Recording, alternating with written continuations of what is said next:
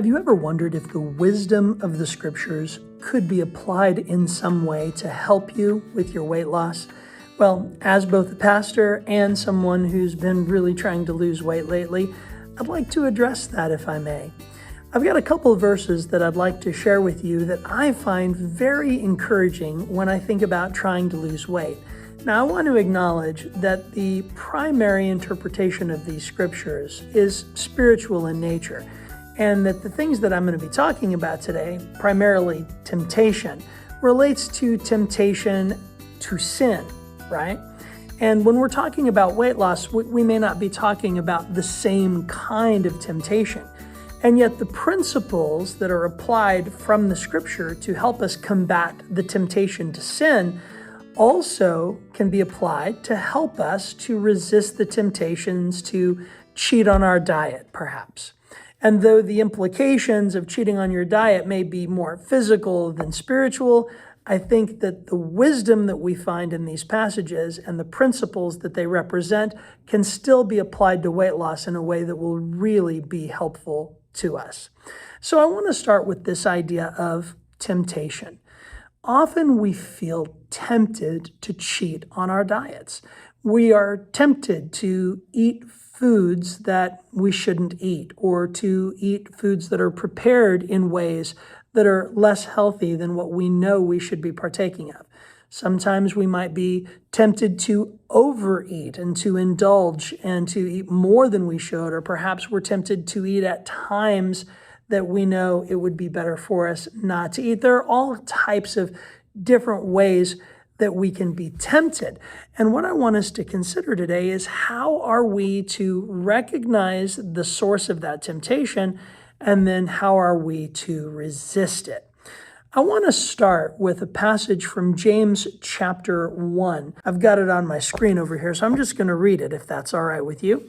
In James chapter 1, starting in verse 12, James writes, "Blessed is the man who endures temptation, for when he has been approved, he will receive the crown of life, which the Lord has promised to those who love him.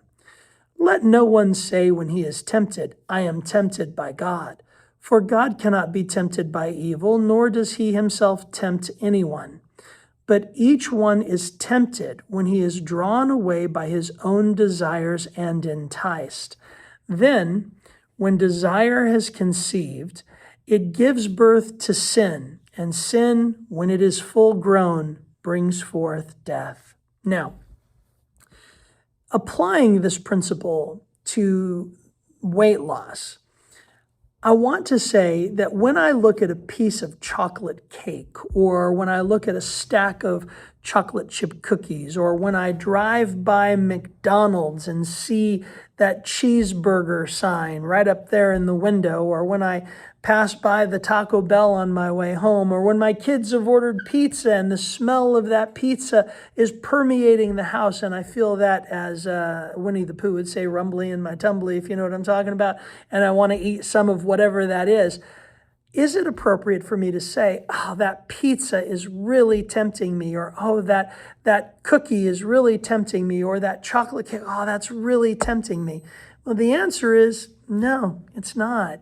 You see, the issue is not the cake or the cookie or the taco or the cheeseburger or the pizza or any of those other things. Am I making you hungry now? No, it's none of those things. The issue is with my desire, because the temptation isn't coming from that thing. That thing is simply the trigger that activates the temptation that is actually living inside of me, you see. I don't particularly care for Brussels sprouts. And no matter how well you prepare those Brussels sprouts, no matter how delicious they are, because I have no desire for them, they're not going to tempt me. And in the same way, if I don't have a desire for chocolate cake, or if I don't have a desire for chocolate chip cookies, or if I don't have a desire for pizza, then those things, again, won't tempt me. What does tempt me is when I am led astray by the desire that is within myself. And so what we need to recognize is that if there is something that we are finding very, very tempting, what is it in us that is making us desire that thing, right?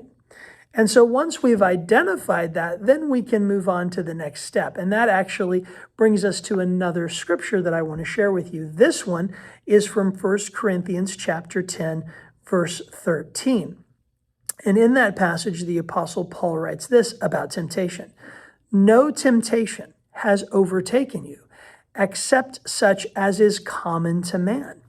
But God is faithful, who will not allow you to be tempted beyond what you are able, but with the temptation will also make the way of escape, that you may be able to bear it. So you see, that is the key, isn't it? There is no temptation that you are experiencing that other people have not experienced before you. There are plenty of people who are tempted by pizza. Some of them give in to the temptation, some of them don't. They're both tempted by the pizza, but not everyone who is tempted gives into the temptation. There are just as many people out there as you can imagine who are tempted to partake of the same foods that you are tempted to partake of, and some of them do and some of them don't, regardless of how powerfully they're tempted. So what makes the difference? And how can we, you and I, be among those who do not give in to the temptation, but resist it? Because again, there's no temptation that has overtaken you or me or anybody except those that are common to man, right? We're all tempted. It's just a question of whether or not we yield to that temptation, whether or not we hand over the reins of our life and our behaviors to our internal desires, or whether we instead maintain control of those desires and direct them appropriately. And so the scripture tells us that there's no temptation that has overtaken you except such as is common to man, and that God is faithful, who will not allow you to be tempted beyond what you're able, but with the temptation will also make the way of escape, that you may be able to bear it. So the question then is, what is the way of escape relating to the specific temptation that you are struggling with? So when you face that temptation, the first thing you have to do is recognize it as temptation. As we saw in James chapter 1, verses 13, 14, 15, and 16, as we saw in those verses, we have to recognize that that temptation is not coming from the thing that's out there, but from the desire that's in here. So what is the way of escape from the desire that is in here? Well, one thing that we can do is ask ourselves why we desire that thing. Why do I want that chocolate cake? Is it because I'm hungry? Is it because I haven't eaten enough food earlier in the day to make sure that I'm satiated? If that's the case, then the way of escape would be to plan ahead and make sure that I'm eating sufficiently at my meals prior to encountering that chocolate cake to be full and satisfied. Well, sometimes you are full and satisfied and you still want that chocolate cake. Maybe the thing inside of me that is causing me to want that is an addiction to sugar, and the need or the desire or the perceived need for something sweet. Okay, well, if that's the case, what can I do to break free from that addiction to sugar? Or what can I do perhaps to supplement my diet with some other sweet option that, while it may not be as sweet and decadent as that chocolate cake, can at least make me feel as though I've had something sweet to satisfy that desire that is going to be a healthier choice than chocolate cake. Maybe a banana-based chocolate-flavored ice cream. You can take some bananas and freeze them, then put them into your blender with some chocolate protein powder, mix those up. Even if you need it to be sweeter, add a date or something, and you can make your own plant-based, whole food chocolate ice cream that isn't going to have those simple sugars. And that, in other words, you can come up with reasonable substitutes that are healthier choices instead of eating that cake, right? So then there's another possibility. What if it isn't because you're hungry, or it isn't because of a sugar addiction or a need for sweets? What if it is fear of missing out?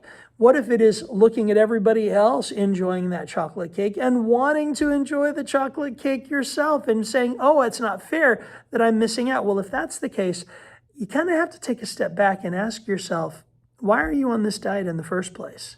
What is it that you're trying to accomplish?